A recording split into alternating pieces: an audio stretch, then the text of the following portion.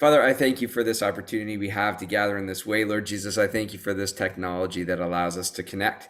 Father, even though we're spread all out around this great country of ours, it is great to be able to be in this place, to talk together, to have conversations, and to learn from one another. And so, Jesus, I just ask that as we make our way through our time together this afternoon or this morning, depending where in the country we are, that Jesus, you would be present with us by your Spirit, that you would lead us, that you would guide us, that you would help this to be a profitable time together as we learn about some of the things that we are seeking to accomplish through the board of directors for this denomination, and through various committees and commissions that have been put together to move us forward as a denomination according to the leading of your Spirit. And so I just pray that you be present here with us this morning, or this afternoon again, that you would just lead us and guide us and be present in all of this. We give this time to you, Jesus, and pray it in your name. Amen. Well, I want to say thank you for being a part of this time that we have together today. We're going to hear from two commissions of the board. We're going to hear from the Theology Commission and then EMCC Conversation Facilitation Team today. Just updating you a little bit on some of the groundwork that they're doing. Again, today is going to be a little bit more of setting the stage for future conversations, catching you up and helping you know exactly what these two great groups are working towards. Before we get into that, though, I do want to just give you a little bit of a board update, let you know that as a board of directors, we are working hard to establish a lot of groundwork so that over the next number of years, we can kind of launch forward with ease and unimpeded by some of the things that we've run into policy-wise or just practically in the past. And so we're excited to see God doing great things through the EMCC, through the individual churches and members. It's encouraging to hear reports from you guys on the various things that you are seeing accomplished as the Spirit moves in your congregations. And so our desire is to see that continue. And as a board, our job is to, in many ways, just help facilitate that to occur. And so with that sort of stuff in mind and seeing these two significant commissions on the horizon, I just wanted to update you that as a board, a number of us are coming to the end of our terms, and this is a way that you can be involved in the process here, and that you can support and encourage the growth and development of the EMCC Board of Directors. We're looking for a number of new individuals to come on. We're trying to be a little more proactive in this than we have in the past. And so I know that, oftentimes you get your email about a month and a half or 2 months before the assembly, and then we're nominating and going through a rather quick process. We want to be moving a little bit more quickly, not a little more quickly, get going a little bit more quickly so that we can move forward a little more intentionally. And so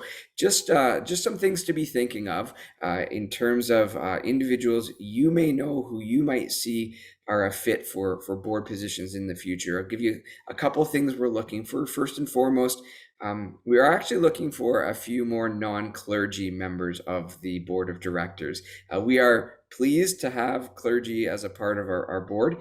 They have lets us have a little bit more flexibility sometimes. However, we do need to see a non-cleric perspective represented more firmly in the board. So be thinking of individuals who may have had church board experience or other board experience in your churches, in your circle of friends and contacts who you might feel may be a good fit for the board. So think of individuals who are non-clergy in that respect. Two specific skill sets we're looking for. Lillian Whitmore has been with us for a number of years, and she is incredibly skilled in the area of governance. And when I say incredibly skilled, that's underselling it. It's amazing the amount of work that she's able to accomplish, and her ability to know and to see kind of that world has been a pleasure to actually be a part and watch, because it's meant that I don't have to do it and others don't have to do it. And so she will be leaving the board in this next round because she'll have served her full eight years. And so we will need to replace that skill set. So if you are aware of individuals who have that skill set and you think might be a good fit for that board, please send their names along to me, or you can send it more generally to the board, we have a board email address, which is nationalboard@emcc.ca. So send those names along just so that we can begin kind of that process with those individuals. The other person we're looking to replace is me, because I have served, or I will have served, my full 8 years on the board as well. And I'm serving presently as the moderator. And so we need somebody with a skill in moderating, or being, it's just our word for the chair of the board. We need somebody with that sort of a skill set who might come along and provide that level of leadership to the board. And so specifically, those are two areas we're looking for. Again, as I mentioned a little bit earlier, having somebody who is not a clergy member, or having a number of individuals who are not clergy members, would be helpful as well, as we seek to fill this board out, because we do see the work of these two commissions as incredibly important. And maybe this is a little bit selfish on my behalf, but I want to see them finish well. And so, leaving partway through the process, I want to be ensure that this is in the hands of individuals who will continue to move it forward with the strongest team possible. And so that would be an incredible help to us if you can think through your contacts, through your congregations, and send us individuals who you might feel might fit those board roles. And again, we'll do some work with those individuals as we move forward to assembly in 2023, when those individuals will be hopefully named to the board of directors and go through that process that needs to occur in relation to that. So that is just kind of a up to the minute sort of things as where we stand on the board. Some of the things that you can help us with, understanding that we have some great individuals leading commissions upcoming. And so just be aware of that. And Charlie is saying it's going to be a challenge to replace some of us. It may be Lillian for sure. And so I just encourage you, be thinking, be praying for that. Even just be praying for that idea more generally, that God would bring forward those individuals whom he is appointing to those positions, and that we might be sensitive to the leading of the Spirit as we move likewise towards those individuals as well. And so that's all I have, just by way of update from the board, just a way for you to help us. At this point, I'm going to take some time and I'm going to turn things over to Andrew Mills, who's going to give us a little bit of an update on some of the work of the Theology Commission. And then once he's done this incredible presentation he has prepared, we're going to take some time and move into breakout groups where we have some discussion questions that we will move through. But at this point, I'm going to turn it over to Andrew. Andrew, you can introduce yourself and take it where you need it. Thank you, Andrew. Okay, yeah, so my name is Andrew, if you haven't met me, and I'm a pastor at Bethany Community Church in St. Catharines. I'm also a member, obviously, of the Theology Commission, and the only member who is currently not on vacation or sabbatical and able to present today. That is how you have me being able to give you, as I feel like Scott had a little bit too high expectations for amazing presentation, but we do want to update you on a few things that are going on. Yeah, thanks, Nicole. Yeah, I win by default. That's exactly it. So today what I do want to do is I do want to share with you, as the board had kind of asked, to give you a bit of an update on where we are at as a Theology Commission, kind of where we've been going, and then also where we hope to be in the near future for us. And I know this is a conversation we've had a few times with all of you. There's been a number of opportunities for that, but obviously with all that goes on and busy lives, I'm busy in ministry. I know many of you are very busy as well. We can sometimes forget kind of what has happened and where we might be. So here's kind of a recap for the process, and then we're going to have some time for like breakouts and even some questions if there is on the process and what's kind of happening itself. So the process was, we realized that we have two amazing documents of the Articles of Faith, which are really, and I'm going to talk about this in a second, are boundary-based documents that kind of set the fence of what we believe. And then we have this document called the Articles of Practice, and those are ones that we realized in need of revision. If you have read them, you would just notice that they are in need of revision. They have not been updated or really revised since the 1990s. And I don't know if you realize this, but some things have changed since the 1990s. So there's some things in there that are missing. There's some holes, like in the sense of, you're like, oh, we should probably talk about this or that. We just really realized that what we need to do is to update them so that they are actually continued in line with our articles of faith. We aren't changing those or talking about those, but really we want to make sure that our practice and our posture is really reflecting where we're at here today. And some issues have really changed, obviously, in the past 30 years that we might want to update and have some further thought and conception on.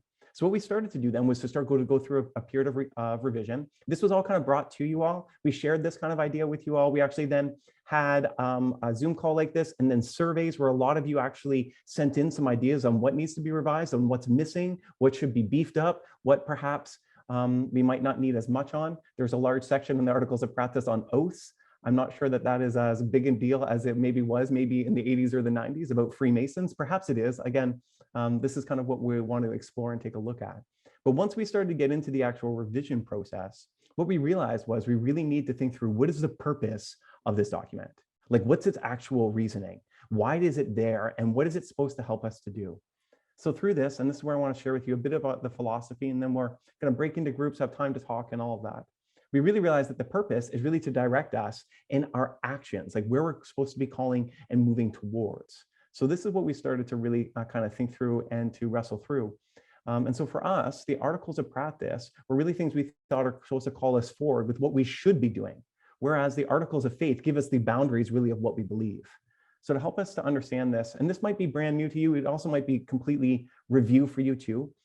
In general, when it comes to these documents, there are two types. So I want to explain both and then explain why we're using the one type with the Articles of Practice, and then we'll break up into breakout groups. So in general, there are kind of two types of documents with this, and you can envision them. If you are a farmer or have lived anywhere near farmland or any of that stuff, I think agriculture obviously is like a pretty dominant metaphor in the Bible. So I think it's a pretty good way to go. The one kind of document you can write is what's called like a boundary-based document, or you can envision it like a fence where then there's animals, it keeps them in, it's the safe space that they might be a part of. It kind of defines the borders, the boundaries, the edges. That's one kind of a style of document that you can have. Really, our Articles of Faith fulfill this kind of a document. They say, here's the edges of what we believe, anything kind of in that space is good, right? That's that kind of style of a document. The other kind is what's called a centered set document. And this, if you can envision actually like Israel or Australia or really large spaces where it's not very easy to fence, what you would do actually is you would draw a well, and that would draw people to the center of something. This is what's called a centered set document, where you're not just saying, here's the boundaries. It's actually like, what are we for? What's the main things? What are we all seeking to drive towards together? It really sets that centered set of what it is we're trying to do. So when it came to the two documents, and I'll give you some practical examples in case those images of a fence and a well perhaps aren't as helpful for you.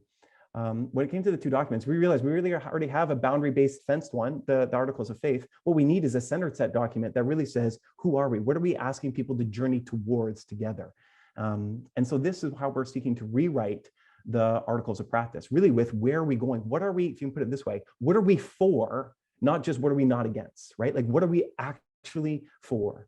And once you kind of have this language, you'll notice we already have a number of centered set documents, not only in the EMCC, but also like in the Bible, right?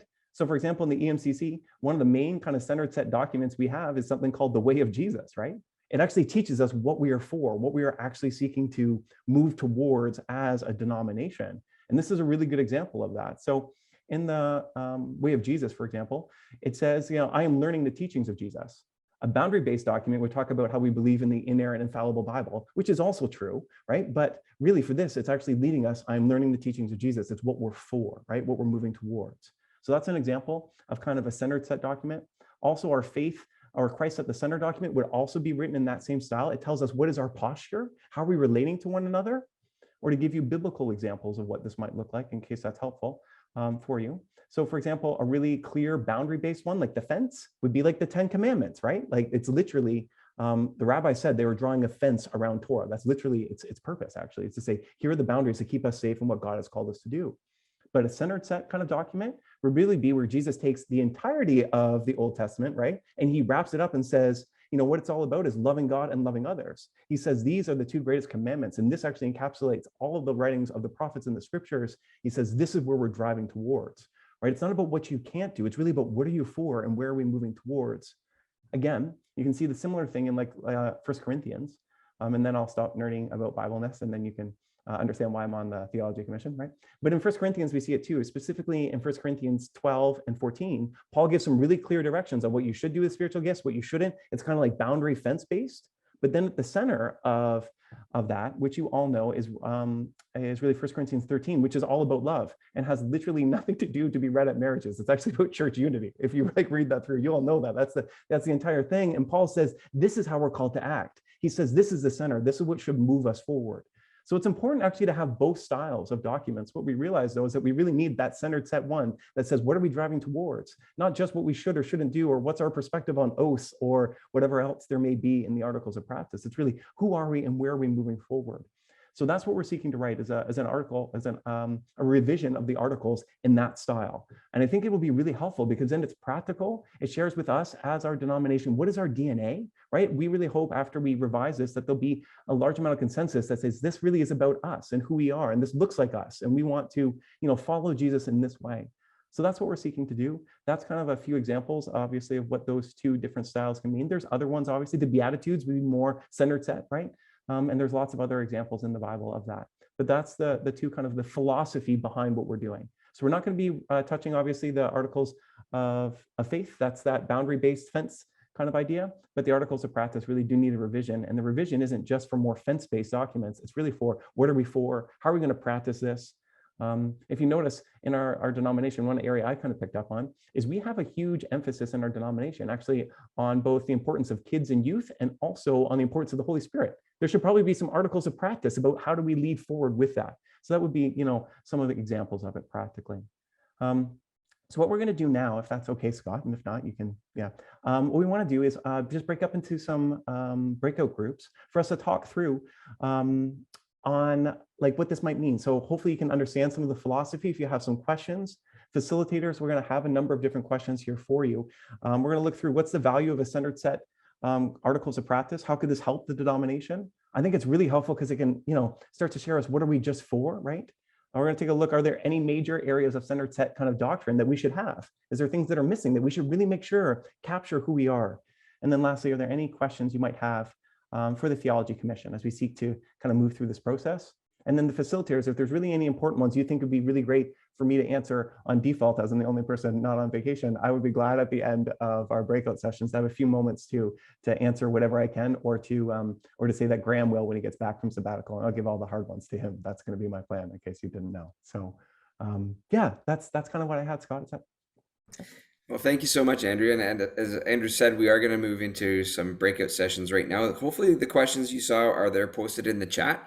So if you're looking for reference, either group leaders or those of you who want to have the discussion, you'll see the questions there. Again, group leaders and group facilitators, your job is to just ensure we keep on track. There's a lot of pastors and other individuals in these chat groups, and we can take things a lot of different directions. So pastors and leaders, those of you on the call, the facilitators will help kind of shape our conversation, helping us get through this together. And as Andrew said, if there is stuff that you feel needs to be addressed directly by Andrew, once we return from the breakout groups, we'll give a little bit of time for Q&A and maybe even some reporting from the breakout groups to Andrew, what we're hearing, what those groups, what you discussed in your groups. And so with that being said, I'm going to turn things over to Wei, who is going to send us off into our breakout groups. We have about 15 minutes to do this, and then we'll reconvene here once again for a little bit more Q&A if necessary.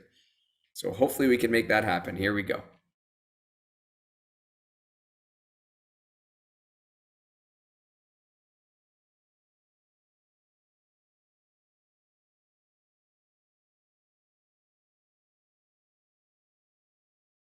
Welcome back, everyone.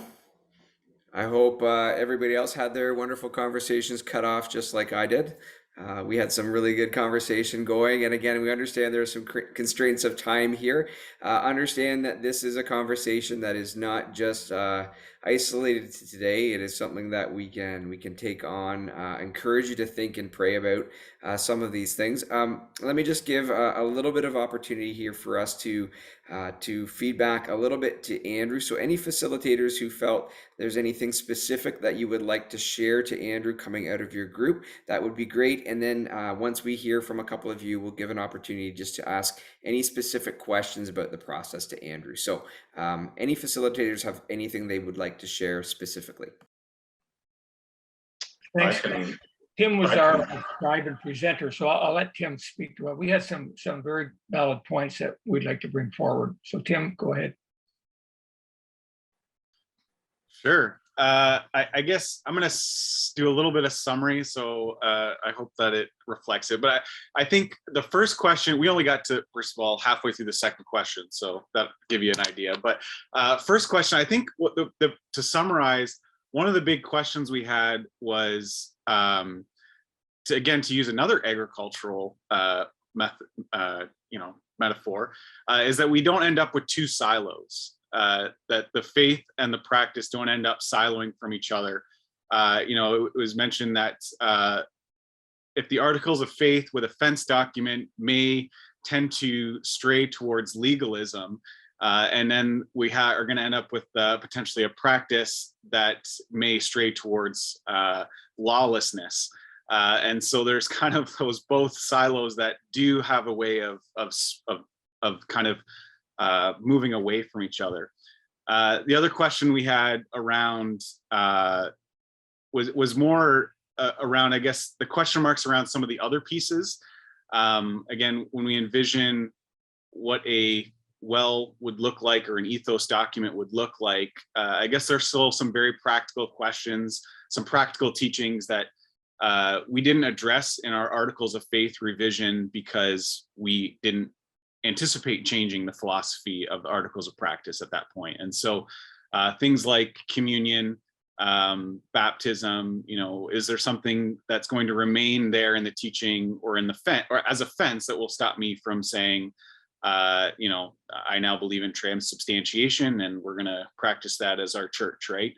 At some point there still needs to be some sort of fence and drive towards what we do believe for some specific practices of our church. And that's about as far as we got. And then we were back here. That's great, Tim. Thank you for sharing. Andrew, I don't know if you want to respond to that or if you're just going to take that all in, but Tim, we recognize that some of this is going to cause a little bit of a ping-ponging between articles of practice and articles of faith, and some of these issues are going to need to land differently, right, depending how those documents come together. So we're willing to wrestle and be open to that as well. Andrew? Yeah, I think that's really great. And I do think even for anything we will write, there is obviously still some fenceness to things, like to use communion as a good example.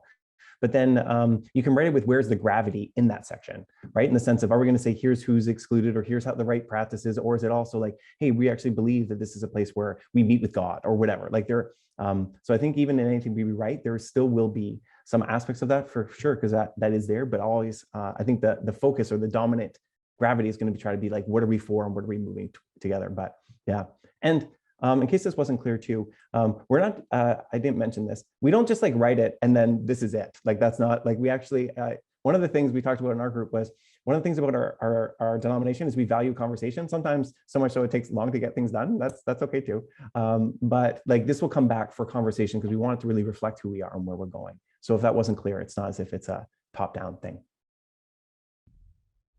Any other facilitators want to give a report or a question towards Andrew? Charlie? Sure, just to mention that our group liked the centered approach. Not that there's any, we recognize the need for the fence, but that's all we've been known for as a church as a whole. And so to try to communicate what we are for and where we're going is going to be even more crucial. And that was the feedback of my group. Some major areas, one appreciated the fact that children and youth were being divorced, were being mentioned. How do we deal with the issues of today, like the MAID, like the LGBTQ group?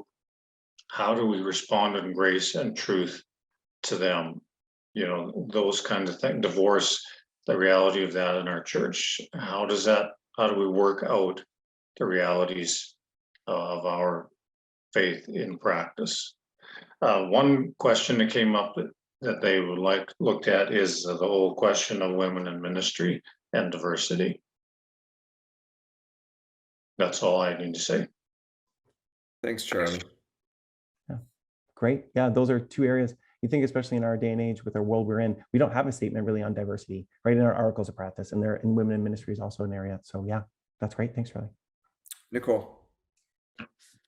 Yeah, just our group just had some question on process, Andrew. So I'm grateful for you mentioning sort of edits coming back to us. I think that was just question around how is that going to happen and how big of a catchment are we getting? So obviously we have our credentialed leaders here, but is this further grassroots kind of input, particularly when we talk around what centered set looks like? I think there was just sort of we kept coming back to that question around what continued review looks like in the future, but also how we're going to catch, I think, some more perspectives as we go through this process currently.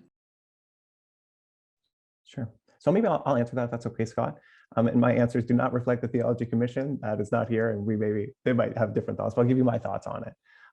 So I think what we'll be doing next is really sending you out a document to discuss. I don't actually think discussing now, as long as there's some general maybe consensus, that's our sense of it on the philosophy of what we're doing. The next step is really to share that with you as credentialed leaders, pastors, lay leaders in churches, whatever it may be. And for you also to have some discussion in your church. I think that's totally appropriate. We want to make sure that it actually reflects who we are, right? For us to write something and that for not to actually have any discernment or consensus, if you haven't realized, that's actually one of our values in the EMCC is communal discernment and consensus. So that's how we'll even function with this process. And then it'll come back, we'll probably do some more rewrites and then submit it back again.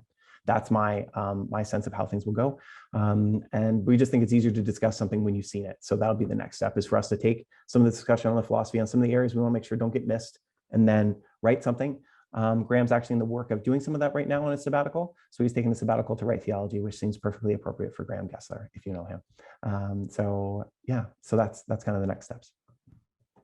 And just in terms of a larger kind of timeline for this, we don't actually expect to have anything close to being implemented fully until 2025. So we've got a long runway to work towards. So Assembly 2025 is going to be a big one for us, but understand that time does go fast. And so this back and forth that Andrew's talking about, what we're going to ask from you as leaders and as individuals who are part, even as churches, right?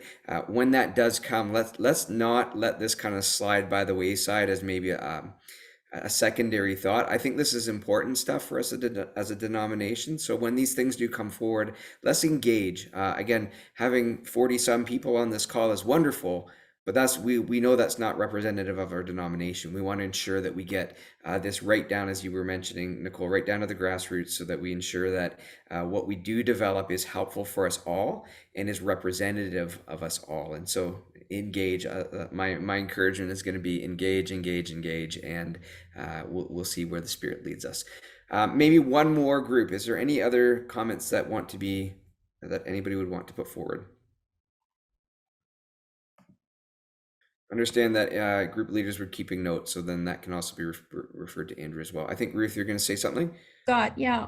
Our group had a great conversation around just the articles of faith, articles of practice, center set, not either or, both and. What would that look like? How would that be? And so I hate to put Simon Beadle on the spot, but he was just giving us a great review of a book that really had given some clarity, and I think gives some clarity as we think about that. So Simon, I'm going to throw you in the fire. Thanks a lot.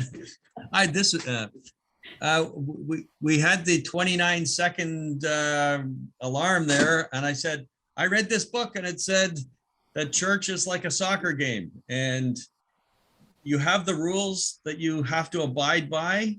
That would be your articles of faith per se, the boundary rules, but they don't tell you how to play the game, which would be the plays, the strategy of the team. So that could be your centered set. So I guess, since I'm talking, I'll say one more thing. There was, and I'm not saying this is happening, but just to reflect what's in our hearts is we did feel that anything that was essential ethically should be in the articles of faith, not in the center set.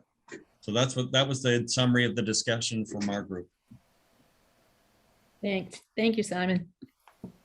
Thank you. Yeah, that's awesome. And that's a great example of that exact same. Yeah. Many churches believe many of the same things. I mean, like 95%, right? But then how they put those things into practice is actually what sets denominations and communities and people apart, like similar how you play soccer and all of that. So yeah, Scott, feel free. And if you have any hard questions, feel free to email Graham. He'd love to get back to you. Yeah, all that stuff. Or me, that's fine too. Yeah. Thank you, Andrew. Thank you, everybody. And again, please understand, like, this is not the end of the conversation here. This is, if this spurred something in you, or you have questions or comments or ideas, and we didn't even get to talking about what other wells we might feel are important, but please send that information along to Andrew or to Graham or Andrew, and who else is on the committee, just so that everybody knows. Denise Snyder as well. Denise Snyder. So if you send it to any one of us, we constantly are communicating. So yeah, feel free to email me and we can take notes or any thoughts. Yeah, love. If you know me, I love talking theology, so I love all that stuff. So send it in. So yeah, just ensure that we do that. And again, I just want to thank you for your openness. Our group had some great conversation, and I think we're developing a good sense of what this document might look like and how it might be helpful and practical to us. So again, Andrew, thank you for presenting, and really appreciate you stepping in for Graham during his time of sabbatical, and excited to see what he comes back with, because I know it will be good. At this time, we're going to take a few moments, and we're going to move to our other team, which is our EMCC Conversation Facilitation team. And I'm going to turn things over to Gavin. Gavin, I'm just going to ask that you would lead us and take us where you need us to go now. Thank you, Scott. Well, we've been talking quite a bit about conversations today and the need for back and forth. And so the question is, what happens, how do you carry out those conversations when the conversations are delicate and there are very different opinions on either side? And what sometimes has happened recently is those conversations don't necessarily make it to the agenda at our pastor's retreat and so on. It's not that they're not talked about, but they're often talked about in circles of 2 or 3 around the dinner table or out for a walk. So how do we bring more voices into those conversations and construct them in a way that moves us forward, and they don't turn into something that just becomes more and more divisive? And so the president and the board of directors approached us about forming a team, not to decide all the issues, but to help us have good conversations about delicate issues. So that team consists of myself and Ruth Esau from Calgary, and Ruth is here. She might want to just put up her hand if you don't know who she is, and also Karen Whitmore from Kitchener is on this call as well. She might raise her hand so you can see who she is. She's been very good about kind of keeping track of where our conversation is going. So we've done some work originally. Initially, we haven't been together for very long, but long enough to identify what our purpose is specifically, and start to flesh out the values that would guide our conversations. And so I'm going to have Ruth maybe just speak to our purpose and values, and she's going to get you to maybe try those on for a moment or so in our breakout groups.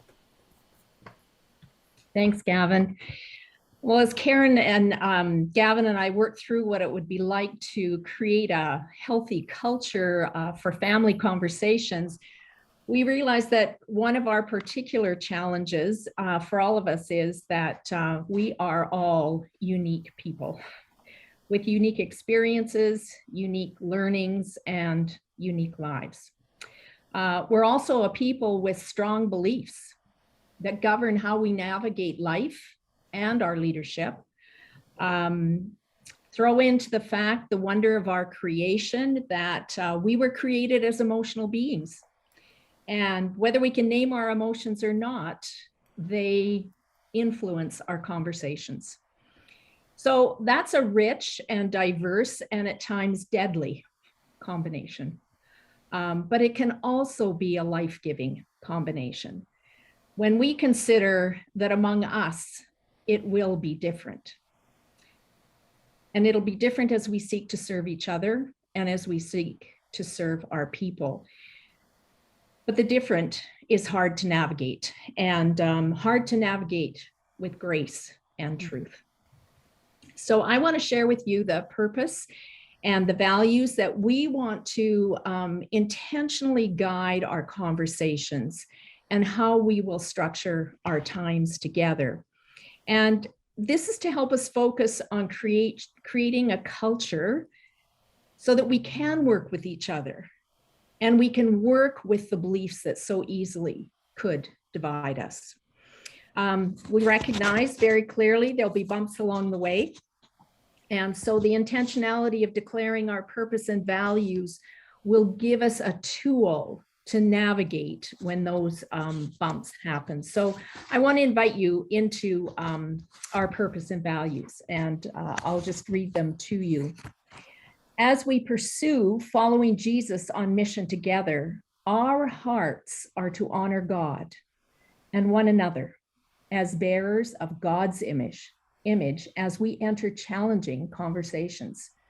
We do this by choosing to foster a culture of safety and trust, by recognizing that every voice matters, acknowledging that my perspective may at times be incomplete and at times wrong or perhaps mistaken, bringing my authentic self to the conversation, and welcoming every perspective as I seek to understand, in order to fulfill our desire to articulate with clarity the questions that we need to address as a people. For each of us daily, we walk not knowing what we don't know. And so we want to lean into a humbling stance of listening and processing together as we speak with one another. And so how are we going to do this? We have put a conversational structure together. The first part of it being engagement, giving clarity to the actual conversation we're having in this moment. The second piece is the conversation, authentically bringing the struggles, the questions, the situations that each one of us are grappling with in this current reality and the topic we're addressing. And then to wrap up our time together by sharing what has resonated with each one of us and our individual situations for the purpose of life-giving forward action. And I think we heard a lot of that kind of, maybe with different terminology from Scott and from Andrew already this morning as we talked on that. And so it's always exciting when you've been off in your corner doing something and hearing that those other corners, we have similarity in purpose and values and for moving forward. So we want to give you an opportunity to interact with each other around this purpose and these values. Our time in the breakouts is limited, and as we've been introduced before, we do have facilitators in our groups. I'm going to ask for one more thing. I'm just going to ask that we are refining to one simple question for this breakout session. And just if someone would record their responses in the chat box, at least one from each group, but put them in the chat box because we would like to be able to take that, to think about them, to process, to have it influence as we move forward in helping to create this culture. So the question for you is, what would it look like for you to commit to these values when you're involved in a difficult conversation? So what does it look like for you? What would it look like for you to commit to these values when you're involved in a difficult conversation? And I think that'll be in the chat box. And so, Scott, I'm not sure how long we have for this one. Yeah, Ruth, we're going to give, again, 15 minutes. I know it's only one question, but I imagine it's an involved question. And so we're going to give 15 minutes again. What we may actually do is check in and see how we're doing and add an extra 5 if we need it. But you will find in the chat box the question that we are going to be discussing. Again, facilitators in the room, let's do our best to keep some notes here so that we can help out the facilitation team with the feedback that comes their way. And at this point, I'm just going to get you to move us into our breakout rooms again. So see you back here in 15 minutes. Thank you so much for participating in those breakout groups. I hope they were meaningful. And again, I'm going to give an opportunity just for us to hear from a couple of the facilitators. Anything that you would like to directly reflect to Ruth or Karen or Gavin's coming from your groups?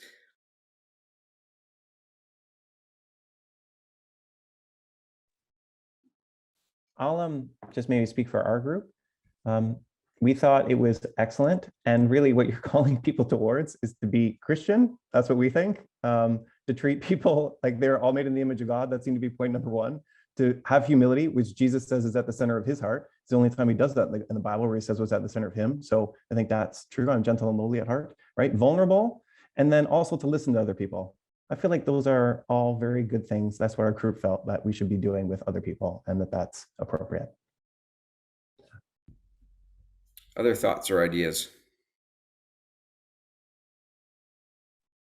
Anyone from my group can step up. I see that there are no things in the chat box. I didn't even give my group that. So everybody else gets grace today. So anyone from my group is willing to, is willing, I won't call you out. Speak up.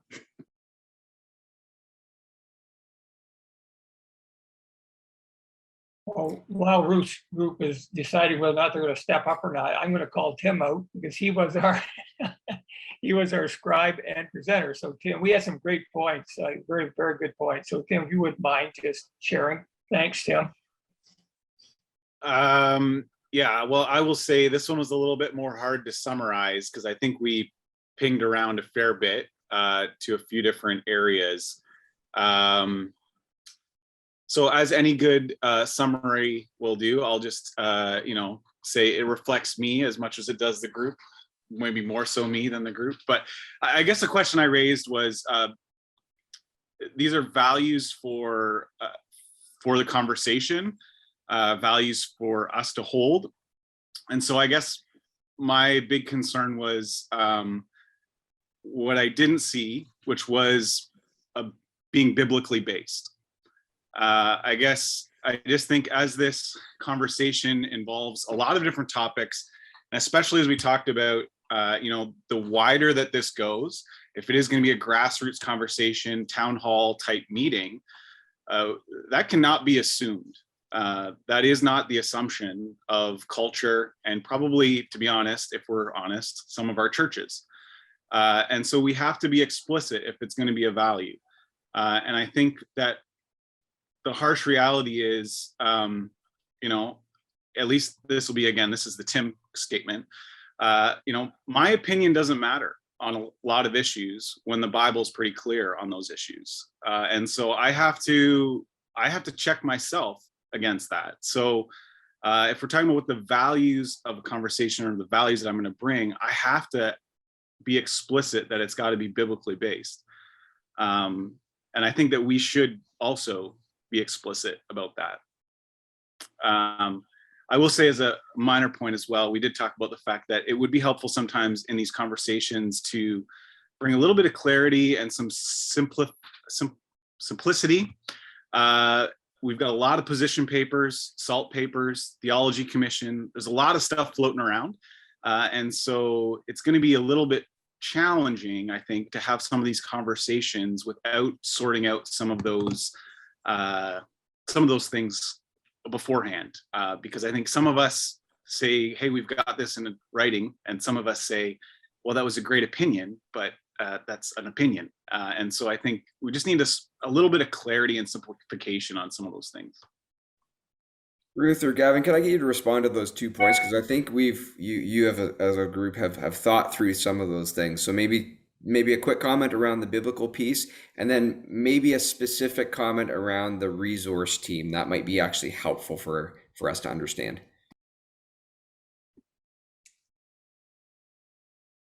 Gavin, I don't mind saying something on just the biblical point, and you probably have something just even richer to say. I'm coming from my biblical beliefs, but in the conversation, what I have found fascinating in the church is we often come from our biblical beliefs, but we have no idea what anybody knows or understands. And so a part of these conversations are a part of where are our people at? I can look at this room and say, you're all EMCC, you're all involved in some way. So my assumption is you believe the way I do. And so when I teach you from what I have to give you. But it ignores the humanity of the person who has come, who doesn't necessarily have. And I know you don't all believe the same way I do, and I don't believe the same way you do in a lot of things. The biblical base is true. For this group, this conversation facilitation team, we were about creating a conversation where we can move towards the truth. And Scott, I think I'm correct in saying by 2025, we will have positions, biblical positions clarified. But in the meantime, we will find out where our people are at. What do our people know? What do they understand?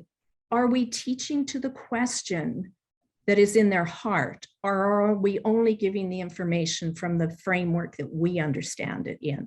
So I would say, and that's pretty simplistic to say it that way, but that's more about approach than anything else. And the biblical, and Gavin, I think you can speak even more to that in the resource teams of, we're not the ones making the decision on biblical. But it'd be really interesting to hear someone who differs deeply from me and say, oh, okay, where do we go from there? Because we do have our articles of faith. And now what is our posture so that we can actually allow the Spirit to work through us to draw that person to the truth? So Gavin probably has greater wisdom on that than I do, but thank you for listening. You're muted, Gavin. Never greater wisdom than Ruth, but thank you for that, Ruth. I think you mentioned the resource teams, Scott, and what we would like to do is have people speaking into this, not necessarily, not only with a particular theological perspective, but also from a pastoral perspective, so that we know what the issues are. So this is what I'm dealing with, because often we're talking about things we have very little experience with, and others have firsthand experience with them, and they've had to wrestle with them, and so those perspectives they bring to the table, and we can weigh those, and ask what is God, how is God directing us in this particular situation? Because and we talked a little bit about this in our group. The important voice is what does God say about this? And sometimes on some issues it's very easy to say, well, this is what God says about this. On other issues, we may have a variety of different opinions about what God is actually saying, and so we need the direction of the Spirit.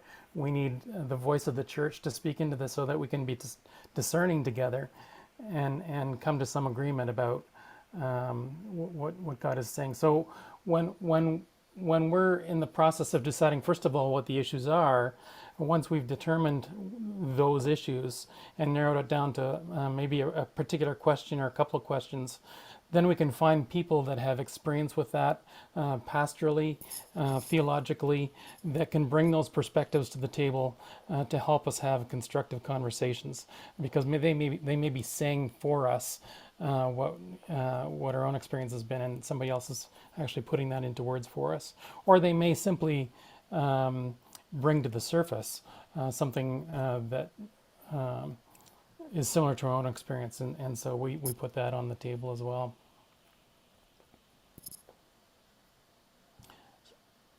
Thank you, Gavin. That's a great answer. That's helpful. Let's hear from one more group. Anybody else want to share an opinion or an idea or a thought from your group? I don't mind summarizing for Ruth's group from before. We talked, the question was about how would we engage in these values, and for us, a lot of what I think we responded to was a bit of the language. I know Simon had mentioned about the language of safe spaces is maybe a little bit triggering for some people because it brings to mind immediately the homosexual and the transgender things to mind, because that's the terminology that they use in their conversations. And that's not necessarily what we're talking about. We're talking about being respectful and creating space for conversations, and not necessarily safe spaces in regard to how the LGBT plus people are using that terminology. And so we thought that that needed to be perhaps massaged a little bit. We also talked about the idea of being welcoming, and that doesn't mean affirming. Just because we're listening to an opinion doesn't mean that we are affirming that opinion, but we are being respectful and using the language of respect and trust instead of just affirmation. But by the same token, though, recognizing that the purpose of these conversations is to define the truth value of things. We want to move the conversation forward in terms of, what we want to have an end result of. This is a position. And so it's not just about relative opinions and value, personal values, but that certain people come to the conversation with certain views and perspectives. And at the end of the conversation, we want to ascribe a truth value to that conversation.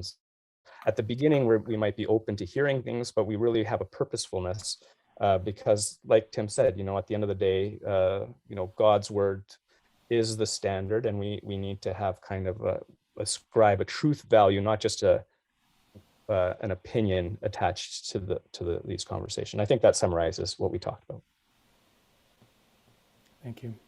Charlie's invited me to share a little bit. I don't know, we took a lot of notes in the chat, but I'm not sure that they're visible because they were in the breakout room. So, okay, so I'm just going to do a little quick rundown here. Basically said we really need to come with the attitude of listening, the posture of listening. We have one mouth, two ears for a reason. We also need to maybe have some guidelines set up in place before the conversations happen, and even practice them around non-contentious issues that we still find disagreement about, so that when we hit those major topics where there is going to be more conflict potentially, we have ground rules. We know how to work through them, and everybody understands, everybody signed off, and it's all good. And Charlie had shared actually a very practical experience he had with that, and it made very good sense. So then we also talked about the fact that we need to be willing to lose an argument,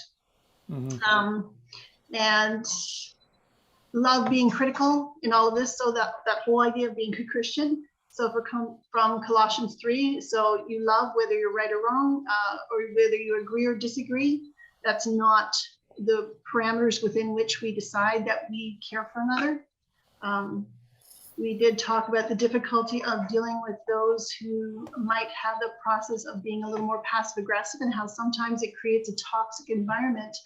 And for those who are a little more upfront, they kind of sense that something's not lining up, but they can't totally sort it out. We really need to commit to listening to one another. I said that already. Demonstrating respect, and every voice matters. Doesn't matter how young, how old, what their experiences are, the voices matter. And then we also had a point made, I think this was Jake, about not quitting the process. A lot of people have become too easily detachable when disagreements arise, and it's almost like we divorce ourselves or separate ourselves from the church, from our congregation, from the. So as soon as the conflict happens, we're out. So we need to commit to the process. And we ended off the time with just talking about how we need to learn to trust again. Don't automatically distrust leadership or assume ulterior motives. And that's a big thing, I think, that has seeped into our churches, denomination, everyone, during these times of COVID. We don't trust anymore. And oftentimes we make assumptions about those in leadership that they're not being upfront, but that should not be part of our conversation. So that's That was Thank all. you.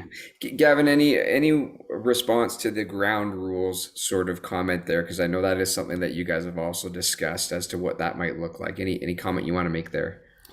Yeah, I think these values basically were our set of ground rules for the conversations, and so if we could all, we actually talked about being willing to sign off on these as we enter a conversation. So these are the rules. This is what we're going to pay attention to.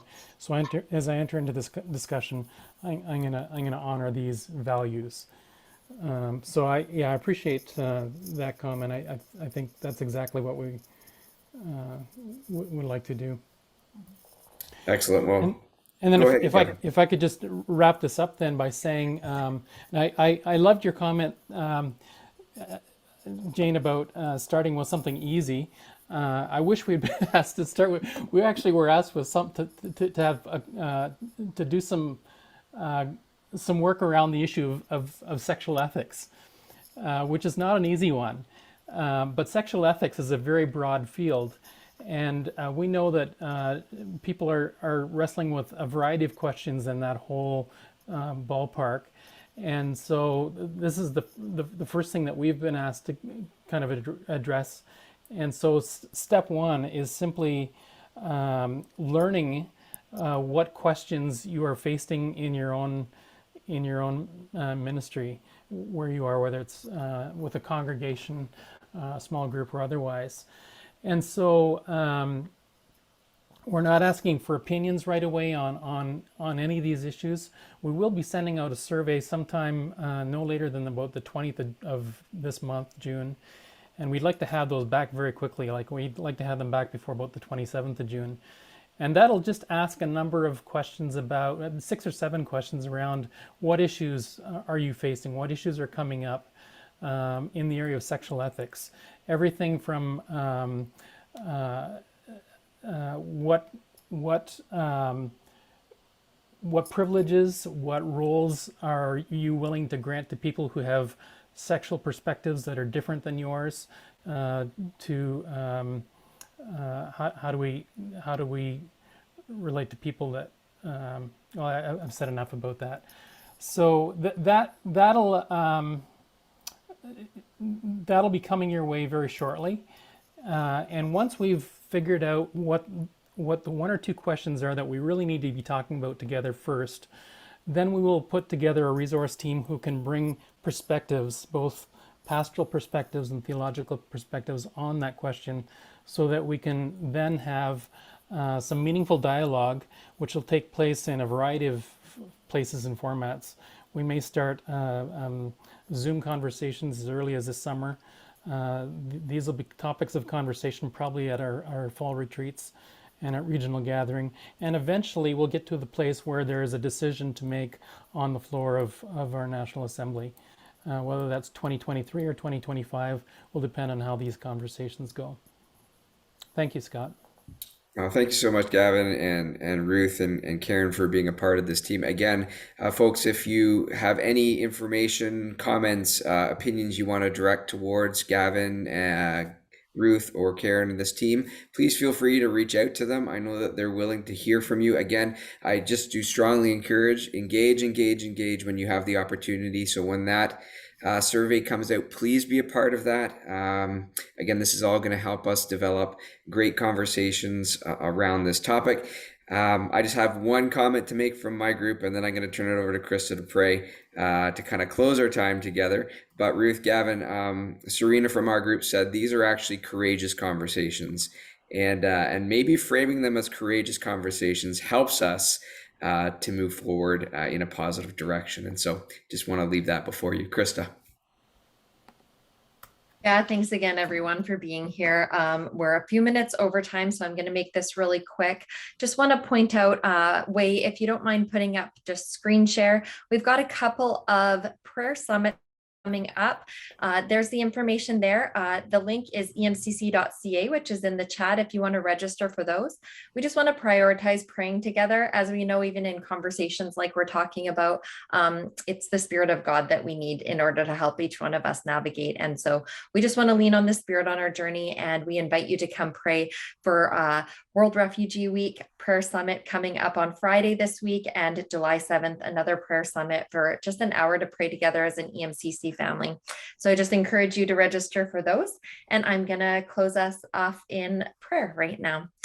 Jesus, I thank you for our EMCC family. I thank you, God, that even when things get messy in family, we're committed to sticking it out and to having those conversations and moving forward together.